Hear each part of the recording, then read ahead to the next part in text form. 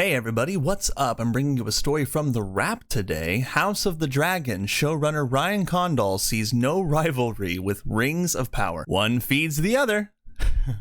That's nice. I don't think that somebody watching Rings of Power means they're not watching House of the Dragon. I mean, right? It's okay. The people are still watching it. Just because they're watching my show doesn't mean they're not watching yours. Well, I'll tell you this. More people are watching this show than this show.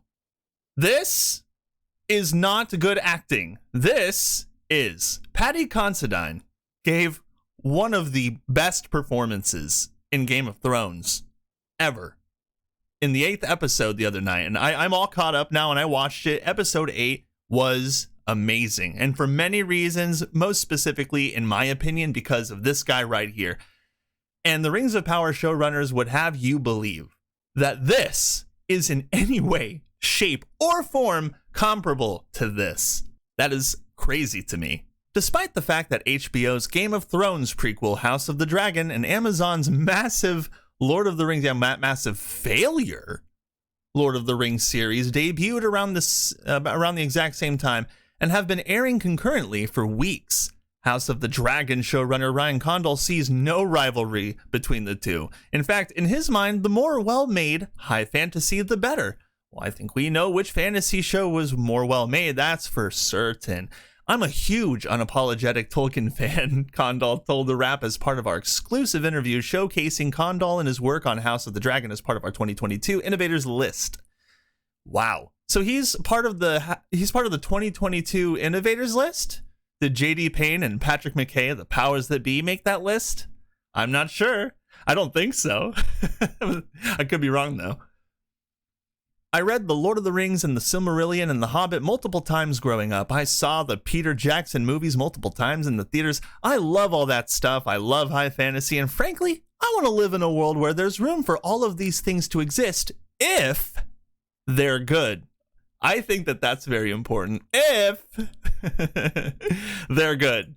Absolutely, Ryan. Absolutely. I think he's like defending, like, you know, he's trying to give the show the benefit of the doubt, but I think he's really enjoying his success on his show right now. And he's trying to be nice. You know, I think it's a mix of kind of being aware and trying to defend it the way that he best knows how. But at the same time, I mean, does he really care about the Rings of Power? No, because he just had one of the greatest successes ever with Paddy Considine and Daemon Targaryen. And episode 8 was just, I just love House of the Dragon.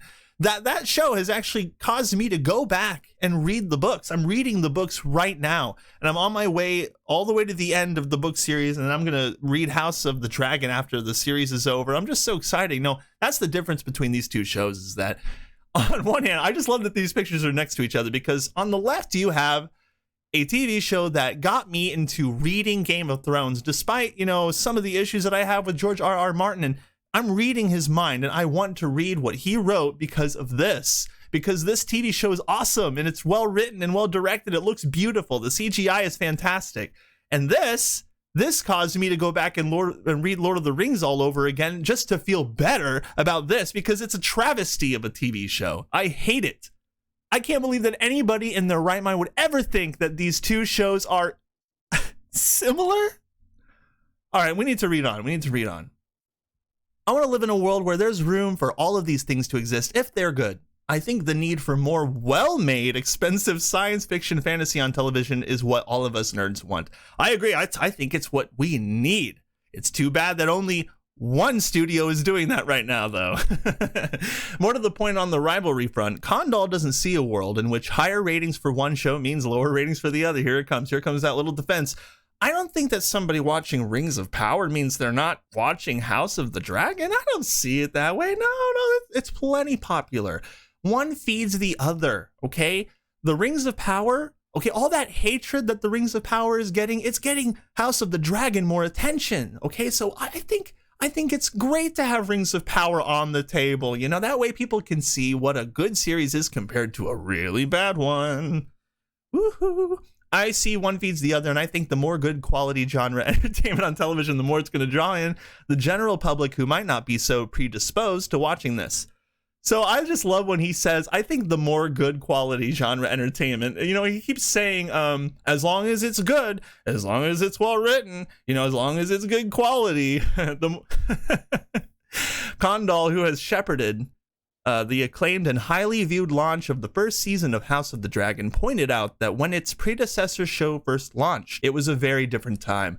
We have to remember back to when Game of Thrones aired. There was a lot of resistance around sort of normies watching that show because they thought it was silly or goofy, but they got sucked in by the adult way in which George R.R. Martin and David and Dan told the story, and the surprising turns of it, the way it actually turned fantasy on its ear.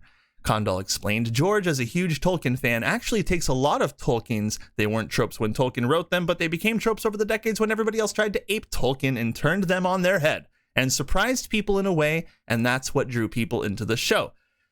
Right, but now everyone's going back to read The Lord of the Rings because the Rings of Power has traumatized the poor viewers. Condal says in 2022, fantasy is far more mainstream. Just look at how proudly people proclaim their fandom these days. Look at all those nice people cheering on the Rings of Power. Even the cast and crew are just so confident. You know, those super fans that they did interviews for in the UK, they were so excited. They were so excited that they just can't stand, bear to watch Rings of Power until the whole series is concluded. That's amazing. People are much more willing now in 2022 than they were in 2011 to put a Targaryen flag on the back of their car or to admit that they watched the show at the water cooler at the hedge fund or whatever it is, he said.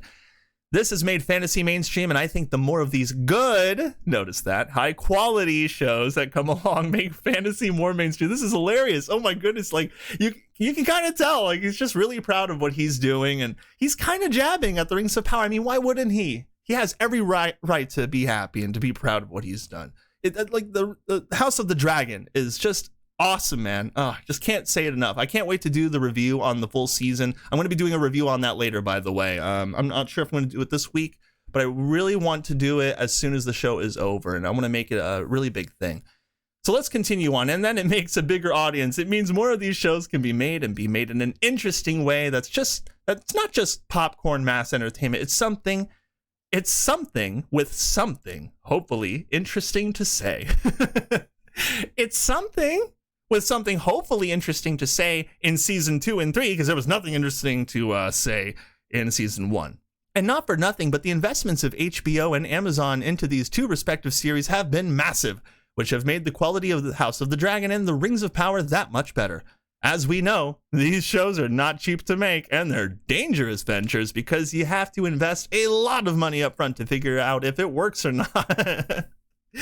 Condal explained, we want studios in a willing to take risk mode. We don't want them in a risk averse mode because that's where good art comes from. I really like this guy. I like him. And he speaks the truth. He's just speaking from his heart. He's trying to be kind. I can tell he's trying to be kind, but I'm sure he knows deep, deep, deep down that his show is far better. And he's probably ashamed. I mean, I would be ashamed. If I were Ryan Condal, I'd be ashamed that one of my favorite series that I grew up on, okay, he said he read The Lord of the Rings and The Silmarillion and The Hobbit multiple times. He grew up on that and he sees Rings of Power. Do you think that Ryan Condal is going to like the Rings of Power? You think he's going to be happy about it? Does this seem like, oh my goodness, I just love the Rings of Power so much to you when you hear it? Not to me. But I'll tell you one thing. All kudos and bravo to this man right here. Fantastic.